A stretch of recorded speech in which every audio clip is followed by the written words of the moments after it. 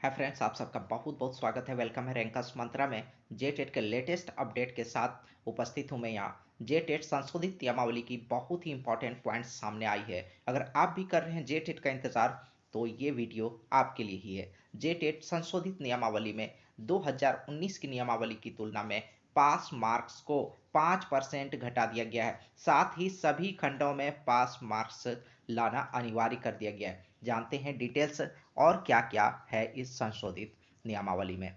शिक्षक पात्रता परीक्षा जेटेट में अनुसूचित जाति, अनुसूचित जनजाति और दिव्यांग विद्यार्थियों के लिए अनुसूचित जाति, जनजाति और दिव्यांग विद्यार्थियों के पास मार्क्स में बदलाव होगा। सिर्फ इन 3 कैटेगरी में इन वर्गों के एक अभ्यर्थी के लिए परीक्षा में पास करने का न्यूनतम अंक 50% होगा। जो पहले 55% था, अब वे 50% हो गया है। इन तीनों के लिए वर्ष 2019 की नियमावली की तुलना में पास मार्क्स को कम किया जाएगा। स्कूली शिक्षा एवं साक्षरता विभाग द्वारा नियमावली में संशोधन किया जा रहा है।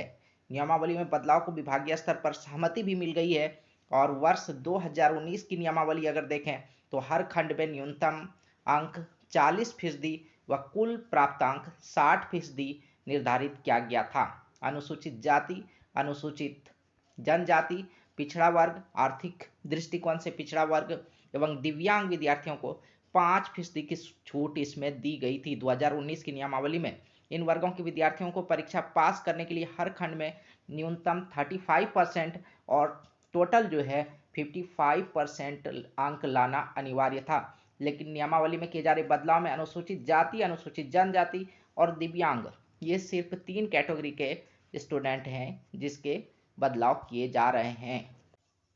आइए देखते हैं और क्या क्या है इस संशोधित नियमावली में विशेष। प्रत्येक कोटि के उम्मीदवार को कम से कम जो है न्यूनतम अंक कितने लाने होंगे। अगर सामान्य कोटि की बात करें तो कम से कम 40% लाने होंगे प्रत्येक खंड में। किसी एक खंड में भी अगर आपके 40% से कम है तो उत्तीर्ण नहीं हो पाएंगे। साथ ही 60% टोटल होना चाहिए उत्तीर्ण के लिए। अनुसूचित जाति के लिए, अनुसूचित जनजाति के लिए और दिव्यांग के लिए, इन तीनों के लिए प्रत्येक खंड में कम से कम 30% होने चाहिए और टोटल जो है 50% इन तीनों के लिए। साथ ही पिछड़ा वर्ग और आर्थिक रूप से पिछड़े वर्ग के लिए कम से कम 35% प्रत्येक खंड में होने चाहिए और साथ ही टोटल जो है इनका 55% होना चाहिए। अब सभी विषयों में लाना होगा न्यूनतम अंक। राज्य में वर्ष 2012 में शिक्षक पात्रता परीक्षा के लिए पहली नियमावली बनाई गई थी। पहली नियमावली में सभी विषयों को मिलाकर पास मार्क्स लाने का प्रावधान था। इसके बाद 2019 व 21 में इसमें संशोधन किया गया। नई नियमावली में भी वर्ष 2019 के अनुरूप सभी खंड में विद्यार्थियों को न्यूनतम अंक लाना होगा।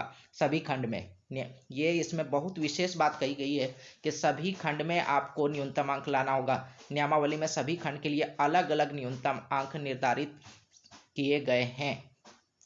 आगे देखते हैं और क्या है। कार्मिक द्वारा तय जिलावार तय भाषा होगा मान्य। नियमावली में कहा गया कि भाषा 2 के तहत वर्णित क्षेत्रीय एवं जनजातीय भाषा कार्मिक विभाग द्वारा जिलावार अधिसूचना भाषा के अंतर्गत होगी। शिक्षक की नियुक्ति के लिए अभ्यर्थी को आवेदित जिला, मतलब जिला का भी जिक्र करना होगा, जिला का भी उल्लेख करना होगा कि आप किस जिला में हैं। मान्य क्षेत्रीय जनजाति भाषा में से किसी एक भाषा की परीक्षा देनी होगी। परीक्षा के लिए अभ्यर्थियों को संबंधित भाषा व इसके व्याकरण की जानकारी होनी चाहिए। मतलब यहाँ अगर सिलेबस की बात करें तो भाषा और व्याकरण, मतलब व्याकरण से रिलेटेड आपकी जानकारी होनी चाहिए। मतलब व्याकरण से रिलेटेड आपके क्वेश्चंस पूछे जाएंगे। इसका उल्लेख नियमावली में किया गया। अभ्यर्थी भाषा में शुद्ध बोल एवं लिख सकें। 5 वर्ष से नहीं हुई जेटेट की परीक्षा। यह हम सबको मालूम है कि पहली बार जो है राज्य गठन के बाद 2013 में जेटेट की परीक्षा हुई थी, फिर 2016 में हुई और अभी तक परीक्षा नहीं हुई है। नियमावली में संशोधन के पश्चात जो है 2022 में परीक्षा होने की संभावना है। इस बात को मैं खुद भी कई बार बता रहा हूँ कि 2022 में अब परीक्षा होने की संभावना है। तो फ्रेंड्स, जेटेट के लेटेस्ट अपडेट के लिए और स्टडी मटेरियल्स के लिए बने रहें रैंकर्स मंत्रा के साथ। धन्यवाद। जय हिंद।